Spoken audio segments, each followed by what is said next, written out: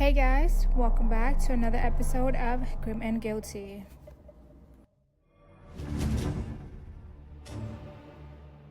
It was Christmas Eve, 1945, in Fayetteville, West Virginia.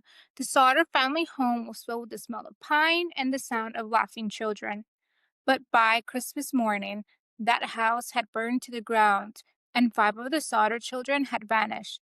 Their bodies were never found. For decades, this case had haunted investigators, conspiracy theories, and the Sodder family themselves. Did those children really perish in the fire? Or were they taken, hidden away in a mystery that still has no clear answer? The Sodders were an Italian immigrant family, well known and respected in their community. George and Ginny, the parents, had 10 children in total, and by 1945, most of them were still living at home. Their oldest son was away serving in the military. Life wasn't always easy. George was outspoken, especially about politics, and his view had earned him enemies. But the family was close knit, hardworking, and that Christmas Eve, happy. The kids had been allowed to stay up late, playing with the new toys and celebrating the holiday spirit. Around 10 p.m., the older children drifted off to bed upstairs, while the parents and some of the younger kids went to sleep on the main floor. It should have been a night of joy. Instead, it became the night the Sodders would never escape. Sometime around 1 a.m., the phone rang. Jenny Sodder picked it up, only to hear a woman's voice asking for someone that she didn't know, then laughing loudly before hanging up. It struck her as strange, but she brushed it off and went back to bed. About half an hour later, Jenny woke up again, this time to the sound of something hitting the roof, followed by a rolling sound. Within moments, smoke filled the house. Then, the home was on fire. George and Ginny and four of the children managed to escape, but five children, Maurice, 14, Martha, 12, Louis, 10, Ginny Jr., 8, and Betty, 5, were trapped upstairs. George tried desperately to reach them. He ran to get a ladder, but the ladder that usually leaned against the house was missing.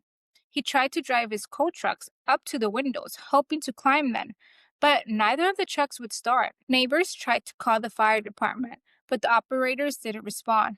By the time the firefighters arrived, 7 hours later, the house had collapsed into ashes. According to ABC News, the reason it took so long was due to the lack of resources and because most of the firefighters were actually volunteers since most of the young men had died in the war. In the days following the fire, investigators declared that the missing children had died in the blaze. But there was one glaring problem. No remains were ever found. Experts said human bones should have survived even in such a fire, yet nothing turned up. No bones, no teeth, no trace of the five children. According to one of the Sodder children, he never smelled burning flesh. Jenny tested the theory herself. She burned bones, chicken bones, beef bones. Even in a high heat fire, the bones remained. The Sodders didn't accept the official explanation. They believed something else had happened, that the children had been taken. And the more they dug, the stranger things became. The missing ladder was eventually found tossed down an embankment far from the house. A phone repairman discovered that the Sodders' phone lines had been cut, not destroyed in the fire, but tampered with. And the coal trucks that wouldn't start, they worked perfectly the next day. Then came the sightings. Reports came in of the children being seen around the country.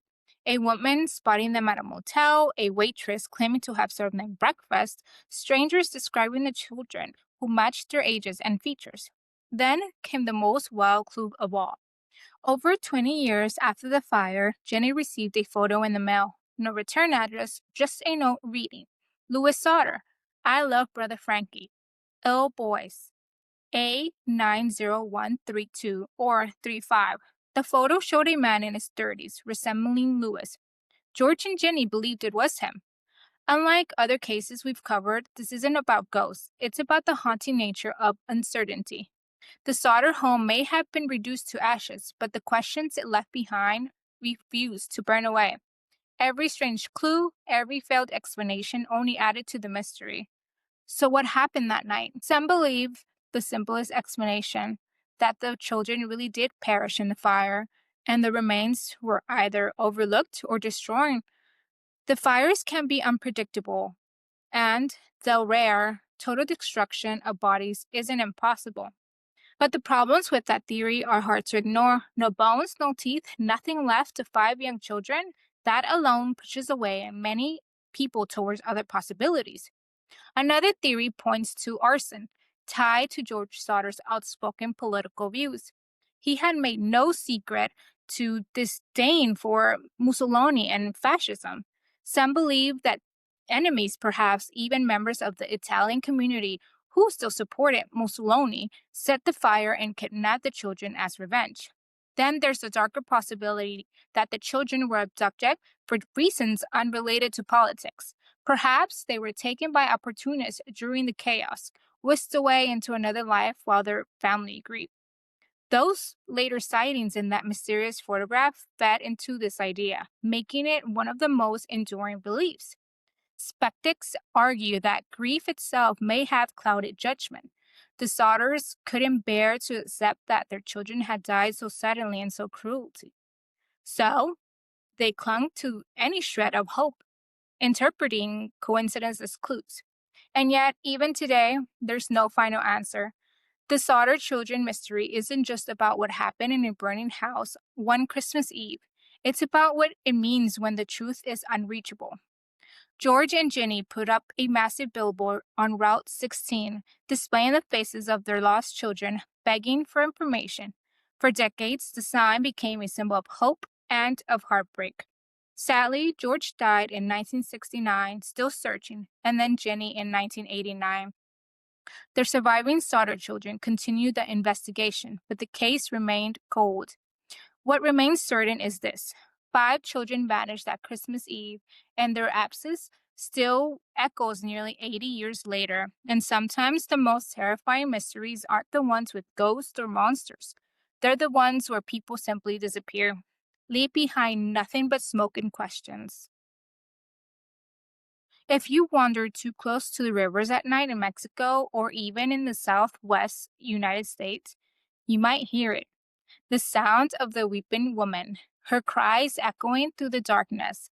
They say she roams the waterways, searching endlessly for her lost children.